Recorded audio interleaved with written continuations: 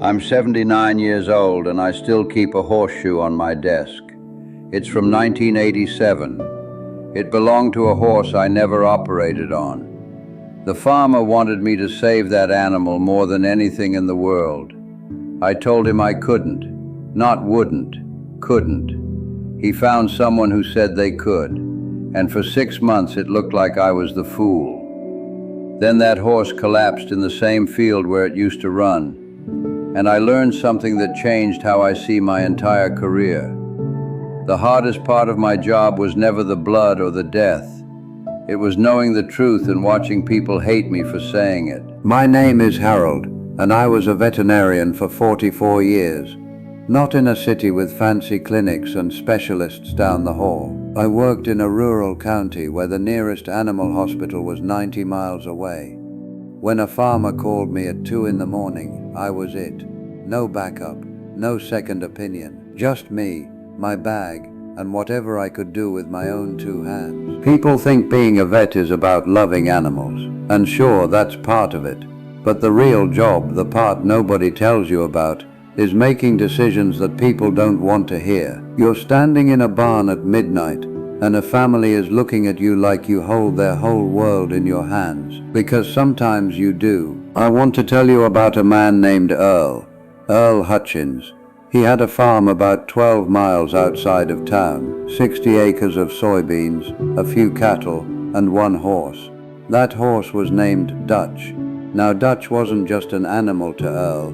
That horse was his father's before him. Earl used to tell me stories about riding Dutch as a boy, back when his father was still alive, and the farm was 3 times the size it is now. By 1987, Earl was 53 years old.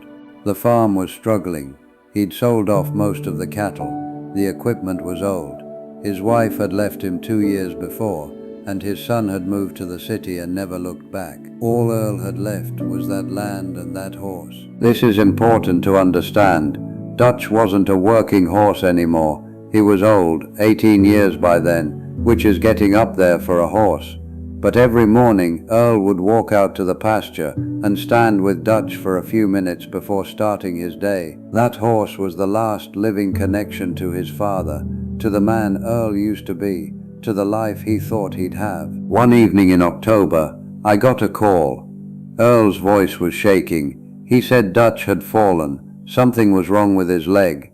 I drove out there as fast as I could. What I saw when I got there, I knew right away. Dutch was lying on his side in the barn. His front left leg was bent at an angle that legs don't bend.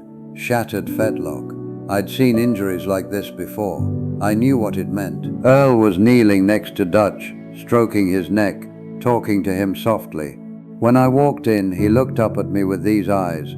I can still see them, full of desperate hope. He said, "Tell me you can fix this, Doc. Tell me you can save him." Here's the moment I've replayed 1,000 times in my head. I had 2 choices. I could tell Earl what he wanted to hear, attempt a surgery I knew had almost no chance of success, put that animal through weeks of pain and rehabilitation, drain Earl of money he didn't have, and probably end up right back in this barn putting Dutch down anyway. Or I could tell him the truth. I knelt down next to him. I looked at Dutch, then at Earl, and I said the hardest sentence I've ever said in my career. "Earl, I can't save him. The break is too severe. Even if I operate, the chances of him ever walking right again are almost nothing. And at his age, the stress of surgery alone could kill him. I think the kindest thing we can do is let him go peacefully." Earl didn't say anything at first. He just kept stroking Dutch's neck. Then he looked at me, and his eyes changed. The hope drained out, and something else took its place. Not anger exactly, something colder. He said, "You're giving up on him." I tried to explain. I told him about the bone structure, the blood supply, the complications. I told him about horses I'd seen with similar injuries, how they suffered, how they never really recovered. I gave him everything I had, 30 years of experience and knowledge, but Earl wasn't hearing facts. He was hearing a man tell him to kill his father's horse. He stood up. He said, I'll find someone who actually wants to try. And he walked out of the barn. I sat there with Dutch for a while. That horse looked at me with these big, calm eyes. Animals know, you know. They know when something is wrong. I gave Dutch something for the pain and told Earl I'd come back in the morning, but when I came back, Dutch was gone. Earl had found another vet, a younger guy from 2 counties over. The surgery was scheduled for that afternoon. Word travels in a small town. Within a week, everyone knew that Earl's horse was getting operated on, and that I had refused to do it. People looked at me differently, in the diner, at the feed store, at church. Nobody said anything directly, but I could feel it. Who's this vet who gives up on animals?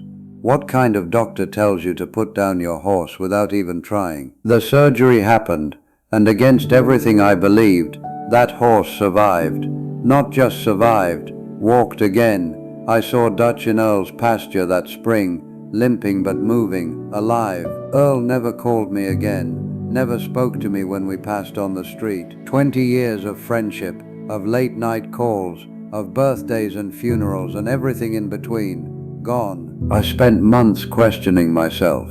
Maybe I was wrong. Maybe I'd become too cautious, too pessimistic. Maybe I'd let my experience make me rigid. Other vets in the county heard about it.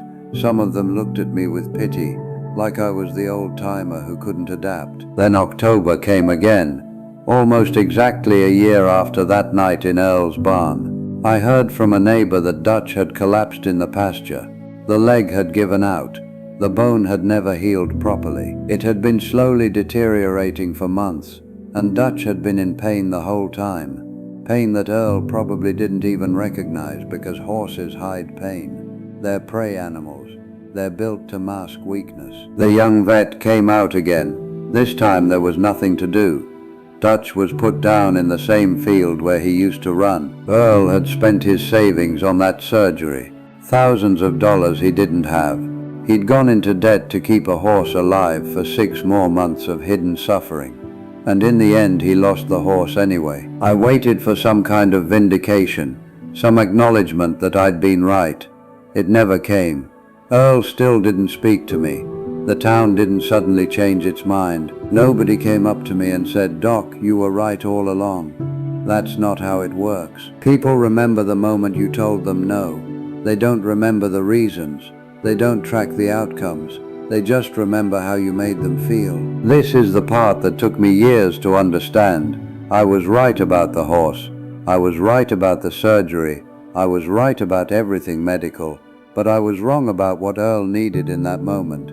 He didn't need a diagnosis. He needed someone to fight alongside him, even if the fight was hopeless. He needed to feel like he'd done everything possible before letting go. The young vet gave him that. I didn't. Now, I'm not saying I should have done the surgery. I still believe 40 years later that the merciful thing was to let Dutch go that first night. But mercy isn't just about the outcome. It's about how you walk someone through the impossible. I could have said, "Earl, I don't think this surgery will work and here's why. But if you need to try, I understand. Let's talk about what that would look like." Instead, I handed him a verdict. I gave him the answer before he was ready to hear the question. Being right is not the same as being kind. That's what I learned from Earl and Dutch. You can have all the knowledge in the world, all the experience, all the expertise, but if you deliver the truth like a hammer, people won't thank you for it. They'll find someone who tells them what they need to hear, even if that person is wrong. I think about this every time I see young people convinced they have all the answers. They're so certain, so confident in their rightness, and they don't understand why people push back, why relationships fracture, why being correct doesn't win them any friends. The truth is a tool, not a weapon. How you use it matters more than whether you have it. After Earl, I changed how I practiced. I stopped leading with verdicts. I started asking more questions. I learned to sit with people in their pain before offering solutions. When a farmer brought in a sick calf, and I knew it wasn't going to make it, I didn't start with "there's nothing I can do." I started with "tell me about this animal. How long have you had her?" I let people arrive at hard truths alongside me instead of dropping those truths on their heads. It took longer. It was messier.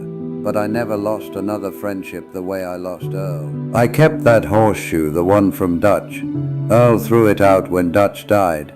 I found it at the dump a week later, recognized the markings. I cleaned it off and put it on my desk. It's been there for 37 years now. Every morning I see it. It reminds me that being a good doctor was never just about getting the diagnosis right. It was about understanding that people are attached to more than just bodies. They're attached to memories, to meaning, to hope. Sometimes hope is irrational. Sometimes it's expensive and painful and ultimately pointless.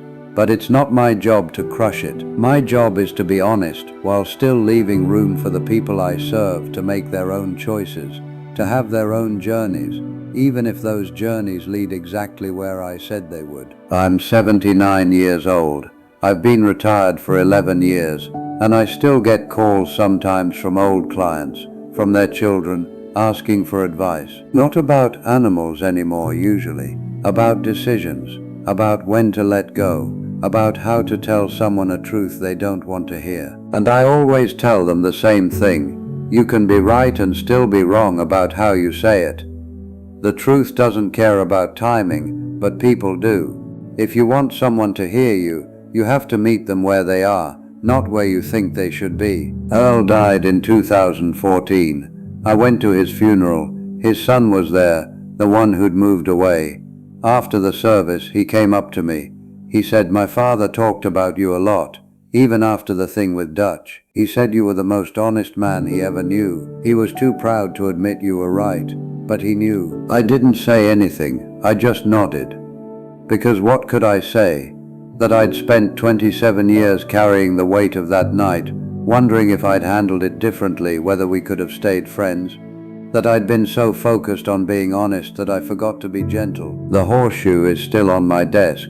Some mornings I pick it up and turn it over in my hands. It's heavier than you'd think, or maybe it just feels that way because of what it carries. If you're someone who prides yourself on telling the truth, on being direct, on not sugarcoating things, I want you to hear this. Honesty without compassion is just cruelty with a clean conscience. The way you deliver a hard truth will determine whether anyone actually hears it. You can be the smartest person in the room and still be the loneliest. I learned that in a barn in 1987, kneeling next to a broken horse and a broken man. I thought I was doing my job. I was, but I forgot that my job included more than just the medicine. So here's my question for you, and I want you to really think about it. Is there someone in your life you've been right about, but wrong to? Someone you told the truth in a way that closed a door instead of opening one? Someone who needed you to fight alongside them, even when you knew the fight was hopeless? If there is, maybe it's not too late. Maybe you can go back and say what I never got to say to Earl. I was right, but I could have been kinder, and I'm sorry. If this meant something to you, share it with someone who needs to hear it. Leave a comment. Tell me about a time when being right cost you something, and subscribe, because I have more to say, and I'd like to say it to people who are willing to listen.